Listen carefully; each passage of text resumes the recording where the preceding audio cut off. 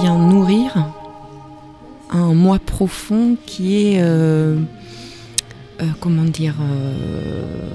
dans l'envie justement de la curiosité, d'apprendre,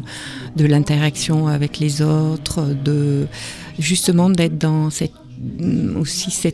esprit de recherche, c'est-à-dire d'aller questionner le monde, nos pratiques, comment on fonctionne et j'ai en venant chez Sol, c'est une vraie joie, mais forte, hein, tu vois, parce que je me sens à la fois chez moi et nourrie vraiment intérieurement, ce que ne m'apportait plus mon travail ces dernières années. Donc je trouve que c'est vraiment très riche, il y a vraiment une portée spirituelle dans l'approche. Et puis vraiment, voilà, le chercheur collectif, je trouve ça passionnant parce que c'est toujours une zone de découverte, de perspectives différentes, de vraies rencontres au sens où je dirais chacun peut exprimer sa voix et en même temps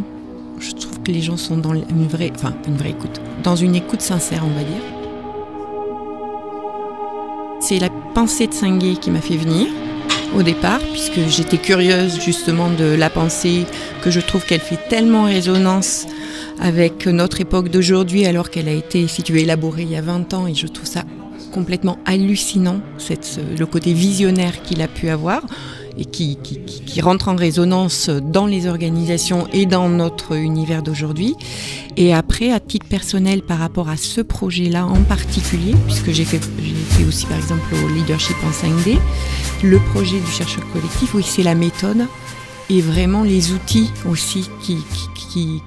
que ça nous apporte en fait, nous, dans notre vie, tu vois, de tous les jours. Et je trouve que cette démarche-là de recherche-action, elle est passionnante en fait, en tant que telle. Et je trouve ça tellement fabuleux parce que c'est ce qui manque tellement dans les organisations aujourd'hui, ou dans la société même, parce que quand tu vois le fonctionnement dans lequel on est, la violence dans laquelle on est, dans notre environnement, je trouve ça hyper ressourçant en fait, de se dire qu'il y a quand même des poches où justement il y a des gens qui sont dans une bienveillance, un échange, une écoute, sans forcément d'ailleurs en attendre quelque chose des autres, mais dans ce partage sincère qui moi, je trouve ça plutôt rassurant en fait.